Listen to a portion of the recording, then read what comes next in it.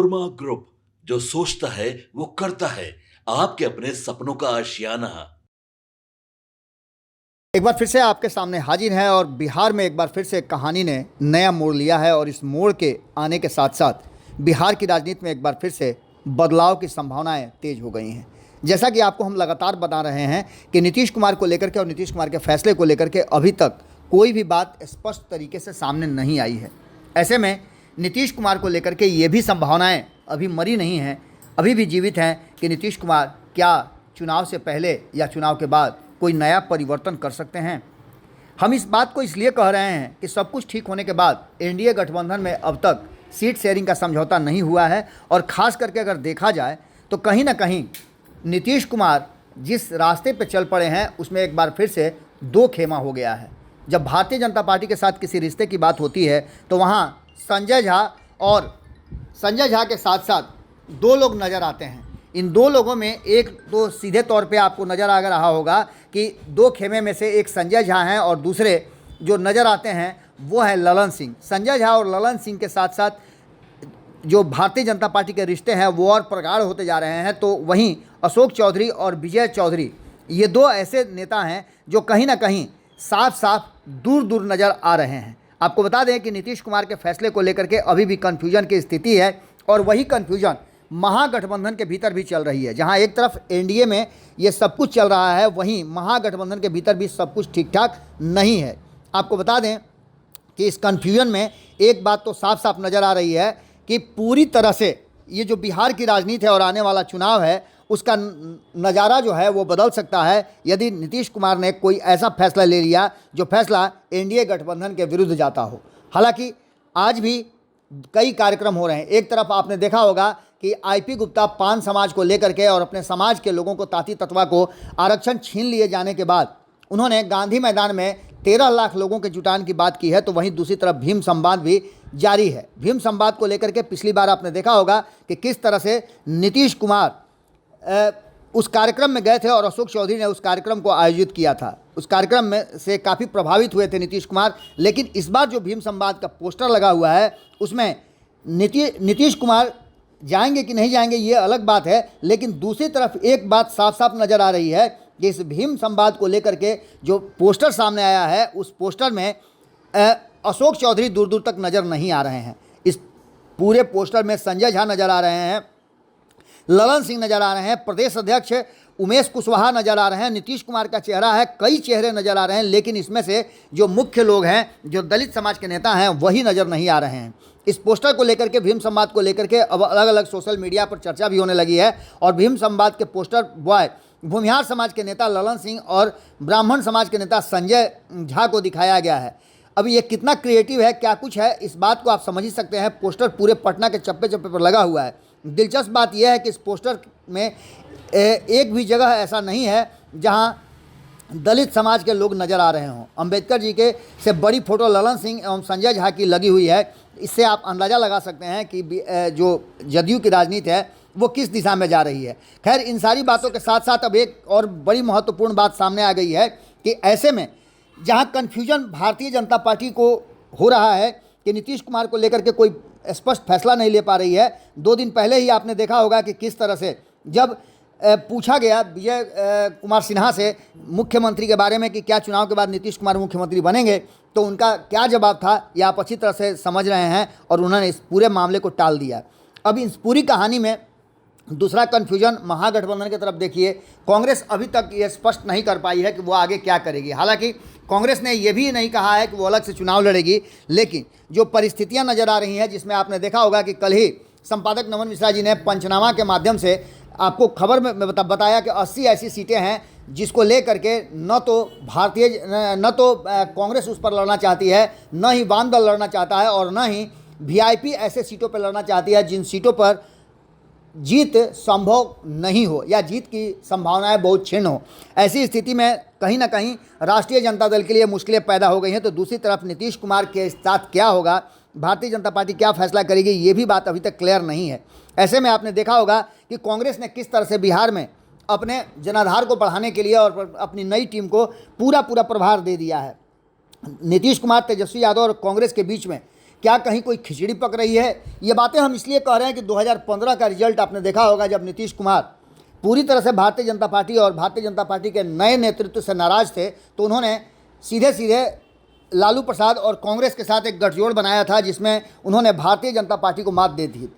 इस बार 2025 के चुनाव में नीतीश कुमार बार बार ये कह रहे हैं कि 2025 से 30 फिर से नीतीश, और इस बात को लेकर के जो तस्वीरें सामने आ रही, कल ही हमने आपको तस्वीर दिखाया कि भारतीय जनता पार्टी ने भी सिटिंग अरेंजमेंट ऐसा किया था कि जिससे साफ लगे कि जदयू ही भाजपा है और भाजपा ही जदयू है, ऐसा कुछ संदेश जाए, और ये संदेश अच्छी तरह से बाहर निकल के आया भी।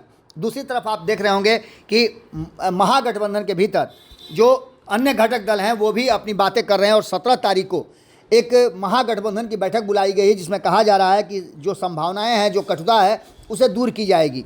सीट शेयरिंग का समझौता भी उस समय सामने आ सकता है। लेकिन इन सारी बातों को लेकर के दोनों, एक तरफ लालू प्रसाद, दूसरी तरफ नीतीश कुमार को अस्तित्व की लड़ाई लड़नी है। ये 2025 का चुनाव जो है, अगर भारतीय जनता पार्टी बिहार की सत्ता पर काबिज हो गई, और ये बात बार बार कही जा रही है कि नीतीश कुमार को मौका मिला तो भारतीय जनता पार्टी सीएम की कुर्सी से दूर कर देगी। इसी बीच में आपने देखा होगा कि अश्विनी चौबे का बयान भी आया है, और उनके बयान अक्सर आपने देखा होगा कि विवादों में आ जाते हैं। एक बार फिर से उन्होंने नीतीश कुमार को उप प्रधानमंत्री बनाने का जो बयान दे दिया है, उस बयान ने बिहार की राजनीति में किस तरह का जो झमेला खड़ा कर दिया है, ये आपने देखा होगा। जदयू और भाजपा के बीच इस बयान को लेकर के कटुता भी है, और कई कटु बयान भी आए हैं, जिसको लेकर के आपने देखा होगा कि कहा यह जा रहा था कि नीतीश कुमार के करीबी और भारतीय जनता पार्टी के साथ रिश्तों को ठीक करने में संजय झा और ललन सिंह की भूमिका अहम है, और ये नीतीश कुमार के आजकल सबसे ज़्यादा करीबियों में से एक हैं। लेकिन दूसरे ही तरफ आप देख लीजिए कि इन्हीं सब बयानों को लेकर के विजय चौधरी और अशोक चौधरी के बयान आए हैं, और अशोक चौधरी ने जो बयान दिया, उसके बाद ये कहा जा रहा था कि नीतीश कुमार इस बयान को कितना सीरियसली लेते हैं या नहीं लेते हैं, इस बयान पर क्या उनका रिएक्शन होता है, ये देखना होगा। तो दूसरे ही दिन नीतीश कुमार खुद अशोक चौधरी के आवास पर चाय पीने के लिए चले जाते हैं। खैर, इन सारी बातों को लेकर के अशोक चौधरी के यहाँ हैं नहीं, और भी लोगों के यहाँ गए हैं, लेकिन इन सभी बातों के साथ साथ एक बात तो साफ नज़र आ रही है कि बिहार में कुछ अलग होने वाला है। जिस तरह से ईबीसी और ओबीसी को लेकर के जो आंकड़े फिट किए जा रहे हैं, उन आंकड़ों में नीतीश कुमार के पास 15% वोट तो निश्चित रूप से है। तो वहीं दूसरी तरफ आप देखे होंगे कि राष्ट्रीय जनता दल के पास भी 31% ओबीसी के यादव और मुसलमानों का वोट है, जो 31% के आसपास होता है, जिसमें से इस बार जिस तरह से वक्फ बोर्ड बिल को लेकर के मामला चल रहा है, उसमें साफ साफ नज़र आ रहा है कि कहीं ना कहीं इस बार एक मौका है जिसमें भारतीय जनता पार्टी को बिहार की सत्ता से एक बार फिर से गायब किया जा सकता है। लेकिन अगर नीतीश कुमार एनडीए में रहते हैं तो ये संभव नहीं होगा। ऐसी स्थिति में आप समझ सकते हैं कि जो वर्तमान परिस्थिति बनी है और जो खिचड़ी पकने की बात की जा रही है, वो क्या गुल खिलाएगी, ये आना अभी बाकी है। प्लान बी नीतीश कुमार के पास हमेशा से तैयार रहता है, और ये प्लान बी अगर नीतीश कुमार ने एग्जीक्यूट कर दिया तो 2025 की लड़ाई बड़ा ही दिलचस्प हो जाएगी। आंकड़ों में अगर देखें तो 36% ईबीसी और 27% ओबीसी, जिसमें 14% यादव हैं ओबीसी में, ये सब मिलकर के 63% होता है। लेकिन उसमें 14% घटा दें तो 49% ही होता है, यानी 51% जो है वो अलग है। इसमें मुस्लिम समाज का वोट जो है इस बार खुल करके आप इतना बात मान के चलिए कि वो गैर भाजपाई दलों को जाएगा, और भाजपा के साथ जो लोग रहेंगे उनके साथ मुस्लिम समाज कभी भी साथ नहीं चलेगा। या हो सकता है कि जो बातें कही जा रही है भारतीय जनता पार्टी की तरफ से और एनडीए घटक दलों की तरफ से कि पासमानदा और अन्य जो गरीब मुसलमान हैं वो इस बिल से काफ़ी खुश नज़र आ रहे हैं। ऐसी परिस्थिति में आप समझ सकते हैं कि आने वाले चुनाव में क्या कुछ होने वाला है। अगर नीतीश कुमार का प्लान बी एग्जीक्यूट होता है तो ऐसी स्थिति में समस्याएँ खड़ी हो जाएंगी और भारतीय जनता पार्टी एक बार फिर से मुश्किल में होगी। लेकिन भारतीय जनता पार्टी भी अपने मिशन में पूरी तरह से अब शुरू हो चुकी है। प्रधानमंत्री नरेंद्र मोदी का आना और सौगातों का बौछार करना, अमित शाह का आना, कृषि मंत्री का आना, और अब लगातार आने जाने का सिलसिला जारी रहेगा। देखना होगा कि नीतीश कुमार के 4 जो करीबी हैं उनमें से 2 खेमे में कौन खेमा ज़्यादा मजबूत और ज़्यादा मजबूती से नीतीश कुमार को अपने साथ रखने में सफल होता है। 2025 का चुनाव इस बार बहुत सारे रस रंग लेकर के आएगा। जुड़े रहिएगा भारत लाइव के साथ।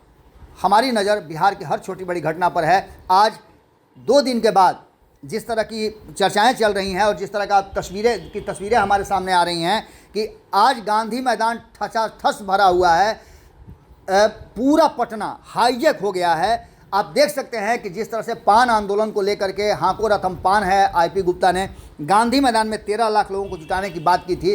13 लाख जुड़ते हैं कि नहीं जुड़ते हैं या उससे ज़्यादा जुड़ते हैं, ये तो एक अलग जोड़ घटाव का विषय होगा, लेकिन जो वर्तमान परिस्थिति बनी है उसमें साफ साफ नज़र आ रहा है कि कहीं ना कहीं 2 दिन पहले फ्लॉप रैली के बाद, फ्लॉप शो के बाद इस बार फटा पोस्टर और निकला हीरो वाली बात सामने नज़र आ रही है। लगातार हमारी नज़र बनी हुई है, आप भारत लाइव पर नज़र बनाए रहिएगा। भारत लाइव बिहार झारखंड ये हमारा नया ठिकाना है, क्योंकि भारत लाइव जिस तरह से उस पर खबरें अपलोड नहीं हो रही है और उसे ख़त्म करने की कोशिश जो जारी हो रही है, जिस तरह से हमारे विरोधी उस पर नज़र गड़ाए हुए हैं और हमारे सच की आवाज़ को रोकना चाहते हैं, हमारी लड़ाई जारी रहेगी और भारत लाइव बिहार झारखंड के माध्यम से हम आपके साथ लगातार जुड़े रहेंगे। बहुत बहुत धन्यवाद, नमस्कार। आपके सपनों को हमने सजाया है, ई होम्स पैनोरमा को हमने बनाया है। ई होम्स मेरा एक सपना था जिस पे मैं पिछले 4 साल से काम कर रहा था। हमने जो बनाया है वो सबने है माना। ई होम्स पैनोरमा में हो आपका भी आशियाना। और फाइनली हमने 2021 में इस प्रोजेक्ट को लॉन्च किया। बहुत लोग अप्रिशिएट कर रहे हैं कि पूर्णिया जैसे शहर में, बिहार के, एक तो बिहार की बात करें उसमें भी पूर्णिया जैसे छोटे जगह में इस तरह का लाइफस्टाइल देना, ये सुन के हम लोगों को बहुत अच्छा लगता है। ई होम्स में हमने कुछ और भी किया है, जैसे हम जिस जगह में रह रहे हैं हमारे फैमिली सिक्योर हो, उनको सिक्योरिटी का ध्यान में रखा है। आपकी सुविधा और सुरक्षा आपके लिए खास है, ये आपका विश्वास है। इसमें आर्टिफिशियल इंटेलिजेंस का 7 लेयर सिक्योरिटी का हमने इस्तेमाल किया है। लस ग्रीन कैंपस को बनाया है, यदि हमारा बाउंड्री वाल है तो वो वर्टिकल गार्डन है। ये जितनी भी फैसिलिटी होता है एक इंटरनेशनल टाउनशिप में ई होम्स है, ये हम लोग विश्वास नहीं कर पा रहे हैं। जो भी हमारे मित्र दोस्त या जो भी हमारे बाहर के बाहर आते हैं तो हम लोगों को बहुत अच्छा सुनने को मिलता है और बहुत अच्छा क्रेडिट मिल रहा है। वो सारा हमने सिर्फ एक बिल्डिंग नहीं बनाया, हमें एक बहुत अच्छा लाइफस्टाइल दिया ई होम्स में, और मेरा एक सपना था जिसको मैं आज फुलफिल होते हुए देख पा रहा हूँ। ये आपका आवास है। ई होम्स पैनोरमा में अब आपका निवास है। E homes panorama, luxurious lifestyle redefined. Panorama group, जो सोचता है वो करता है। अगर ये वीडियो पसंद आई और वह बिहार के राजनीति और बिहारियत से सरोकार रखेनी तो सब्सक्राइब बटन दबा के चैनल के सब्सक्राइब कर ली। ओजे एगो घंटी बा, ओकरा बटन दबा देला से कुल सटीक और मारक खबर रुआ मुफ्त में मिल जाई। अगर रुआ पत्रकारिता के हमनी के नया प्रयोग में सहयोग कर चाहतानी तो ज्वाइन बटन दबा दी। पेटीएम नंबर नोट कर ली 9386 816 700।